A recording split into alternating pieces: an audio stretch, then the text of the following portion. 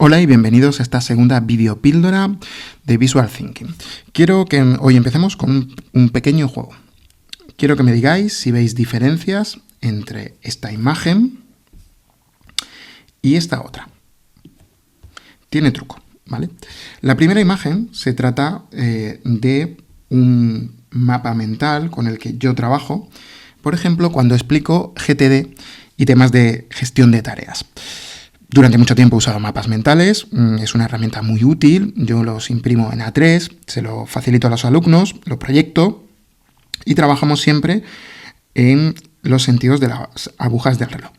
Pero durante un tiempo ciertos alumnos pues, me decían que no entendían los mapas mentales, que la información a algunos les parecía muy interesante, pero otros no eran capaces de codificarla. ¿Por qué? Porque parte de la audiencia pues tiene más un pensamiento lineal que un pensamiento irradiante. El pensamiento irradiante es el paradigma que sustenta los mapas mentales. Por lo tanto, está claro que necesitaba codificar esta información de forma diferente para que todos mis alumnos pudieran tener la posibilidad de ver la información, ¿vale? Esta información que veis aquí tiene una serie de capas sucesivas que enriquece la experiencia de mirar. Sí, he dicho bien, la experiencia de mirar. Porque si nos vamos al paradigma del Visual Thinking, nosotros podemos ver que hay una serie de etapas muy concretas y retroalimentadas. Todos empezamos mirando, es un proceso precognitivo que no podemos domesticar. El deber sí lo podemos domesticar, lo podemos mejorar y lo podemos tecnificar. Pero en estas dos fases que se retroalimentan permiten que el ojo de la mente, el imaginar, funcione mejor.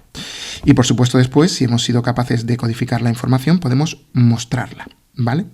Esta primera etapa de mirar tiene un enfoque muy, como he dicho, muy precognitivo. Y hay 7 paradigmas, o hay 7, mejor dicho, atributos que nosotros somos capaces de identificar. La proximidad, el color, el tamaño, la orientación, el destino y la forma y el sombreado. Si nosotros enriquecemos nuestras infografías, nuestros mapas mentales o nuestras imágenes usando alguno de estos atributos, estamos permitiendo que el alumno mire mejor. Y si mira mejor, va a ver mejor y va a ser capaz de imaginar y, por lo tanto, de procesar la información muchísimo mejor. Por eso vamos a coger y vamos a enriquecer este mapa mental usando herramientas de Affinity Designer. Lo primero que vamos a usar son la inclusión de una forma muy básica y muy sencilla que seguramente habéis usado cientos de veces. Por ejemplo, las flechas. Vamos a trabajar con nuestra clientela con el siguiente paradigma.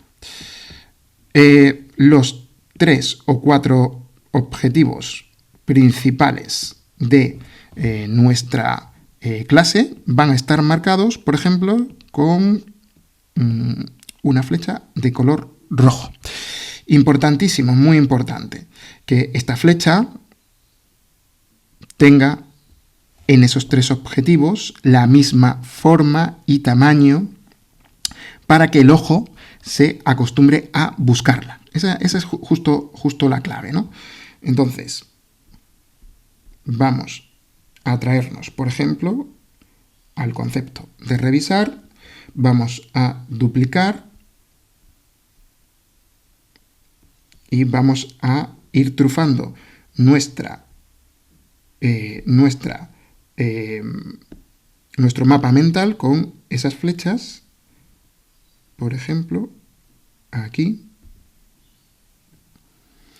y una tercera, pues podemos colocarla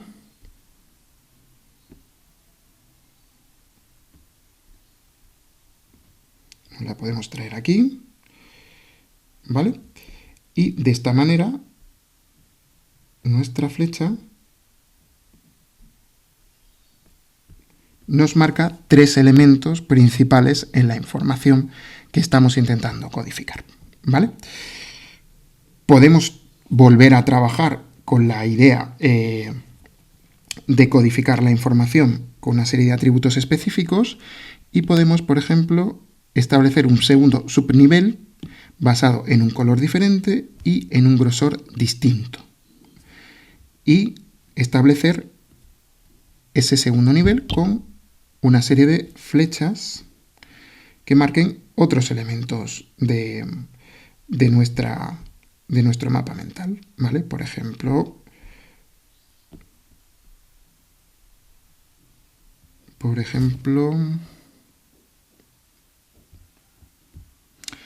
podemos marcar la palabra automatización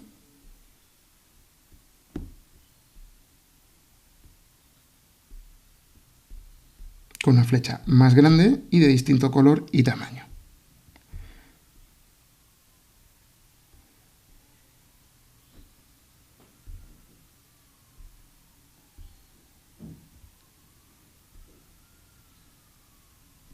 ¿Vale? De esta manera, nosotros tendríamos la información puesta o empezada a tamizar. Y empezaríamos a trabajar con ese concepto que hablo de las capas. Ahora mismo he señalado o he marcado las dos capas que tienen las flechas, las voy a agrupar. Y lo mismo voy a hacer con las flechas rojas, ¿vale? Las voy a agrupar todas juntos. ¿Con idea de qué? De que cuando yo tenga el dominio de la clase, cuando esté impartiendo la formación, bien mediante un vídeo o bien tapando o destapando la información, yo soy el que obliga a la gente a centrarse en los conceptos específicos que yo quiera. ¿Veis? Esta es la idea principal de usar esta forma. Entonces ya tendríamos dos capas o dos niveles establecidos en base a usar formas sencillas y básicas. Ahora, por ejemplo, podemos usar otra herramienta. Podemos usar la herramienta lápiz y sombrear ciertas zonas que nos interese con un halo. Por ejemplo, podemos rodear la información de esta manera.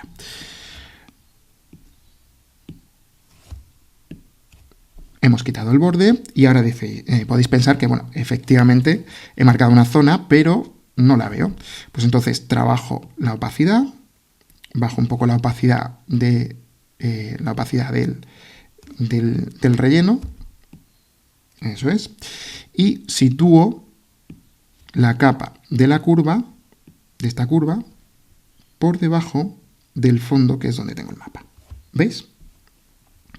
Y de esta forma voy generando ese halo que rodea la información, ¿vale? Puedo usar distintos colores y distintas formas, ¿vale? Para rodear específicamente zonas. Y volvemos a trabajar con lo mismo. Vamos a ir usando distintos colores para, por ejemplo, podemos usar este.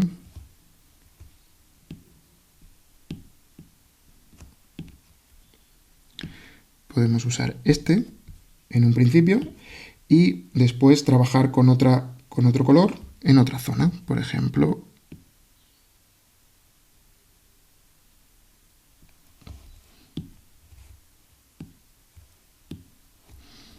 y vuelve a ser lo mismo. Estamos trabajando con distintas capas y yo puedo ir marcando o desmarcando las capas que se ven en nuestra imagen. Es decir, si yo quiero que la audiencia se centre, por ejemplo, en la captura y recopilación, pues lo único que tengo que hacer es desmarcar las demás y centrarme en verla o no verla. Un truco que podéis hacer para no tener que estar pendiente de la aplicación es grabar todo esto en vídeo y después proyectarlo e ir parando el vídeo para que tenga esa secuenciación lineal que os puede resultar interesante. También podemos usar, por ejemplo, el viejo truco de marcar una zona específica con un color concreto para que destaque, ¿vale? Por ejemplo, podemos usar un color un poquito más llamativo para marcar, como hacíamos pues, cuando éramos más jóvenes y subrayábamos la información. Vuelve a ser lo mismo, codificando la información en función de lo que nos interese, trabajando con colores y con formas básicas. De esa manera, un mapa mental plano, sin mucho sentido o con un sentido solamente irradiante, va a tener un enfoque más lineal y va a permitir que todo tipo de alumnos se sientan más cómodos con él. Recordad que todo esto se puede trabajar no solo con Affinity Designer, sino con cualquier aplicación que os permita trabajar por capas. La clave es las capas y que sea una aplicación sencilla que os permita trabajar. Bueno, pues nada, me despido hasta la próxima semana y espero que este vídeo os haya sido de utilidad. Un saludo y muchas gracias por estar ahí.